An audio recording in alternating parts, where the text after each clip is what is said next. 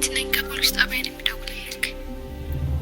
እባክህ ዝና እባክህ ድረስልን። እባክህ ካላንተ ማንም ሊደርስልን አይችልም። አንቺ ልክስክስ ምን ልትሰሪ ፖሊስ ጣቢያ ገብተሽ? እባክህ ዝና ለምን እንደገባን በኋላ እነግርሃለሁ። አሁን ግን 10 ሺህ ብር ዋስ አምጡ ተብለናል። እባክህ ዝና እባክህ ክፈልልን። አሁን በፖሊስ ስልክ ነው የምደውልልክ። ምን አባሽ ነው እኔ ሳታማክሪ የምትገይበትን ቦታ እኔ ጋር የምትደውይው? እኔ ባልሽ ነኝ ወይስ አባትሽ ነኝ? ምን አባሽ ልትሰሪ ነው እዛ የገባሽው? ይሄ ነበር ስምምነታችን? ታዲያ እኔ ያስፈልግሃለሁ እኮ ዝና፣ ለሁሉም ነገር እኔ ያስፈልግሃለሁ። አሁን እናስፈታን እባክህ ዝና። ከአንተ ውጭ ማንም ሊደርስልን አይችልም። ስሚ ሉላ እኔን ለመግደል ሙከራ ካደረገች በኋላ ጠፍታለች። አንቺን መጥቼ ለማስፈታት አልችልም። ሞገስ የት ሊደብቃት እንደሚችል ታውቂያለሽ? አውቃለሁ። አዎ ብቻ ና እናስፈታን ዝና፣ ናና ቶሎ አስፈታን።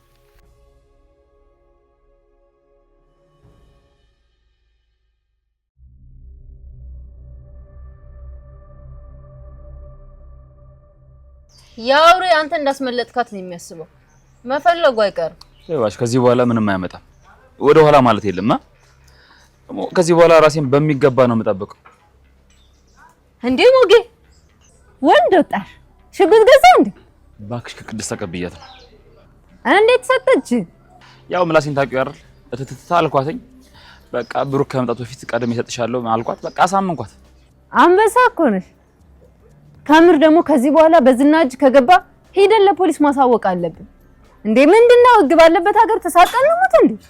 አዎ አንድ ነገር ሆነ ወይም የሆነ አደጋ ነገር ቢፈጠርብኝ ተጠያቂው ዝና እንደሆነ ቀደም ሄጄ ፖሊስ ጣቢያ ማመልከቻ አስገባ። ሉላ ጀግና ሆናለች። ዝናን ዋጋውን ሰጥታ ከቤት አምልጣለች ማለት ነው። በጣም ደስ የሚለው ነገር ከሞገስም ጋርም ከሉላ ባልም ጋር አለመሆኗና ከዝና ጋር ለመሆኗና ጥላቸው መውጣት ከሁለቱም መለየቷ በጣም አሪፍ ነገር ነው። ምክንያቱም ሞገስም አልጠበቃትም፣ ዝናም እያሰቃያት ነው። ስለዚህ 10 አመት ሙሉ ልጅነቷን በልተውባታል ሁለቱም ማለት ነው። ሞገስ ለሷ አልተከላከለላትም እና ለምን እሱን አገባች ራሱ አላለም። የሁሉ አመት 10 አመት ለሱ ብላ ይሄ ሁሉ ተሰቃይታለች። 10 አመት ሙሉ ደግሞ ሚስቴ ብሎ አቋቁፎ አስቀምጧት ብዙ አሰቃይቷታል። ስለዚህ ከሁለቱም መለየቷ በጣም ትክክልና ወሳኙ ነገር ነው። ማህሌትና ኤፍራታን በስተመጨረሻ ጉድ ሆነዋል። እንግዲህ ፖሊስ ጣቢያ ገብተው ነበረ ዋስ ተጠይቀው ዝና ሲጠይቁት እሱ ራሱን ስቶ ወድቋል። የሚረዳቸው የሚያግዛቸው የለም፣ በዋስ የሚያስወጣቸው የለም። በጣም ነው የሚገርመው። እንግዲህ ማህሌት ሰውን ስለማታጣ እንግዲህ ለማምናም ቢሆን ኬቱም ፈልጋ መውጣቷ አይቀርም። ግን ቢያንስ በጣም ደስ የሚል ነገር ነው። እነነ ብሩኬ ቤት ድጋሚ አጫፍ እንዳደርስ ተደርጋ ማስጠንቀቂያ ተሰጥቷት ነው ከዛም ልትወጣ የምትችለው። ምክንያቱም ክስ ተመስርቶባታል። በዛ ላይ ደግሞ ቅድስትን ልታስፈራራትና የብሩኬን ቤት ልዘርፍ ስትገባ ነው ይሄ ሁሉ ነገር የተፈጠረው። ፖሊሱ እያንዳንዱ ነገር ራሱ ደርሶ ስላየ ምንም አይነት ምክንያት ቢሰጡትም አላመናቸውም። በፊትም ከቅድስት ጋር የነበረው ኬዝ ስለነበረ እሷ ሳትተኩስ እሷን የተኮሰችኝ ብላ ከሳ ነበረ እና ፖሊሱ ሲያጣራ ቅድስት መተኮስ እንደማትችል ብላ ስላወቀ በነፃ ለቋት ነበረ። እነሱን አጠመርኩ ብላ እሷ ነበረች ጉድ የሆነችው እና ነገሮችን በእልህና ሳትረጋጋ ስለሆነ ሁሉንም ነገር የምታደርገው ሁሌም ቢሆን ተሸናፊዋ እሷ ናት ማለት ነው። አሸንፋ አታውቅም። የተሳካላት ይመስላታል፣ ግን ሁሌም ቢሆን መውደቂያዋ ነው። ሞገስን ሊገሉ እየተጠባበቁ ባሉበት ሰዓት እስር ቤት ገብታ ቁጭ ብላለች። በዚህም አጋጣሚ ሞገስ ምንም አይሆንም ማለት ነው። አንድ እርምጃ እንኳን ብትራመድ ከዚህ በኋላ እስከ መጨረሻው እስር ቤት ምንስበሰብስ ስለሚሆን ሞገስንም የመግደሉን ሀሳብ እሷ ላትሳተፍበት ትችላለች። ይሄ ማለት ደግሞ ቤቱንም ላታገኝ ሞንትናም ዝናም ላይገዛላት ነው ማለት ነው። በነገራችን ላይ ዝና ያተለላት ነው እንጂ ቤቱን ጭራሽ ነው ማይገዛላት። ሞገስን እስክትገልለትና እስክታጠፋ ድረስ ነው እየተለማመጠ ያለው። ምክንያቱም ለሷ ያም ያህል ቤት ከሚገዛላት ብዙ ሰውን ቀጥሮ ሞገስ እንዲሞት ማድረግ ይችል ነበረ። ያው የሁሉ ሀብትን ቢኖረው ግን ሀብቱን በየሜዳው የሚበትን አይነት ሰው አይደለም። በጣም ነው የሚጠነቀቀው። ዝና እንደምታውቁት ነው እናም ዳጣም በስተመጨረሻ ቤተሰቦቿን ልታገኝ ከጫፍ ደርሳለች። ያው ነገሮች እንደሚጠቋቁሙ ከሆነ ቤተሰቦቿን ለማግኘት ብዙም እንደማይከብድ ነው። ግን በጣም ጥያቄ የሚሆነውና የሚያሳስበው ነገር ለምን ጣሏት የሚለው ነው። ለምን ጣሏት የሚለው ነገር ነው።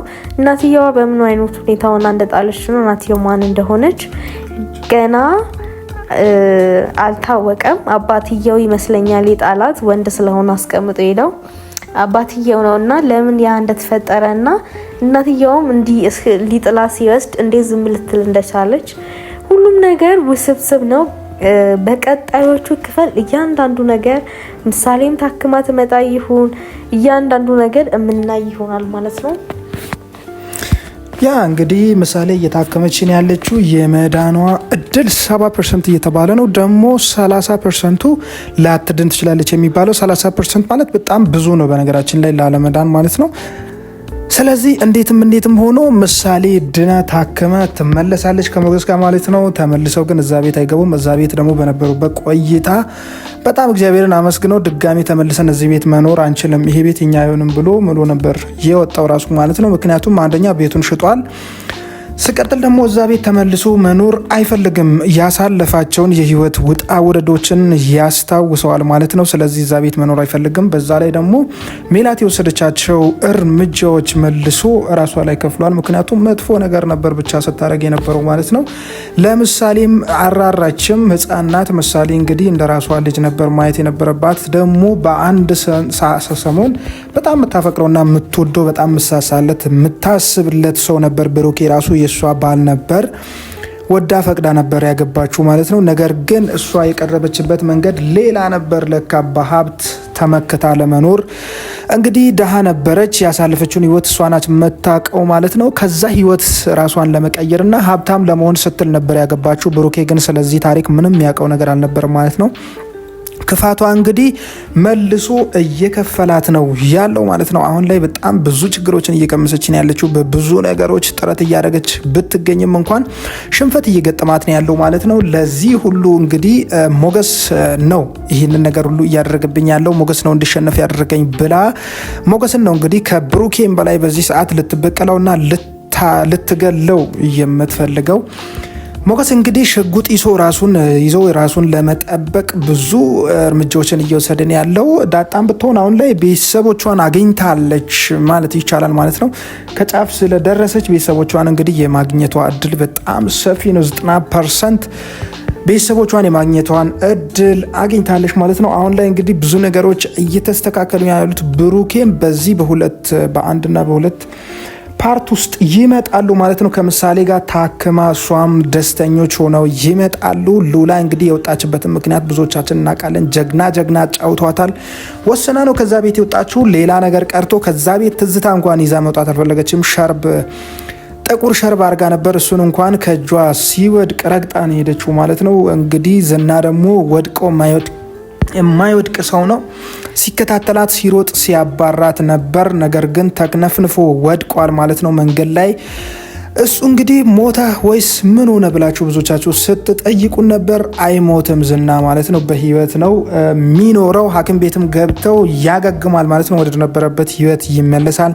አሁን ግን ሉላን ሳይሆን የሚፈልጋት ሞገስ ጋር ስለምትኖር ብሎ ስለሚያስብ ሞገስን ነው እንግዲህ እያሳደደ ያለው። ሞገስን አግኝቶ ምን ሊያደርገው ይችላል የሚለው ጥያቄ የሁላችንም ነው። ሞገስ በዚህ ሰዓት አምርሮ ብዙ ነገሮችን እንግዲህ የትኛውንም ችግር ለመጋፈጥ ዝግጁ ሆኖ ባለበት ሰዓት ላይ ነው ያለው ማለት ነው። ዝና አይደለም 10 ዝና ቢመጣ እንኳን የመስማቱ እድል በጣም ጠባብ ነው የሚሆነው። ስለዚህ ዝናን ሞገስ ሊፋለመው ሊገጥመው ዝግጁ ነው። አሁን ላይ ምንም አይነት ነገር አያሳስበውም። ምክንያቱም ብዙ ጊዜ ሞገስን ዝናን በመፍራት ብዙ ነገር አጥቷል። ሀብቱን አጥቷል፣ ፍቅሩን አጥቷል፣ የልጅነት ፍቅሩ ማለት ነው። እናቱን እንኳን ጥሎ እስከ መውጣት ደርሷል። ከዛም አልፎ ተርፎ በዛ ሰበብ በዛ የተነሳ ብዙ ሴቶችን አጥቅቷቸዋል። ብዙ ማይረቡ ለሱ ማይጠቅም ህይወት ውስጥ ገብቶ ነበር። አሁን ላይ ግን ተመልሶ አሪፍ ኑሮ እየኖረ ባለበት ሰዓት ተጸጽቶ ወደ ድሮ ህይወቱ በተመለሰበት ሰዓት ላይ ነበር ሀብት ንብረቱን ያጣው የታገደው ማለት ነው። አሁን ላይ እንግዲህ ሜላት ሊፈረድባት ከጫፍ ደርሳለች። በነገራችን ላይ እዚህ ጋር ደስ የሚለው ነገር ምንድን ነው? ኤፍራታ እንግዲህ ሜላትን ለመካድ ትንሽዬ ነው የሚቀራት ማለት ነው።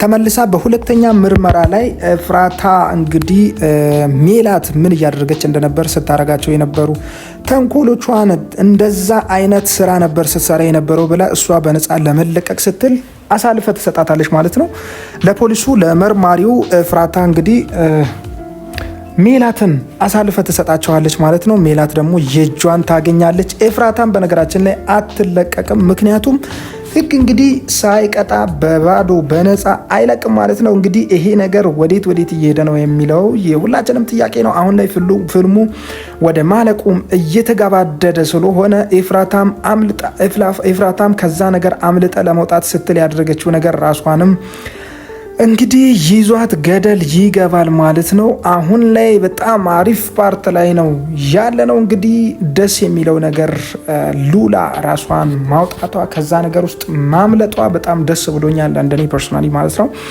እንግዲህ ሞገስም የወሰነበት ውሳኔ በጣም ደስ የሚል ውሳኔ ነው። እንግዲህ እግዚአብሔር ይርዳው ያግዘው ማለት ፈልጋለሁኝ።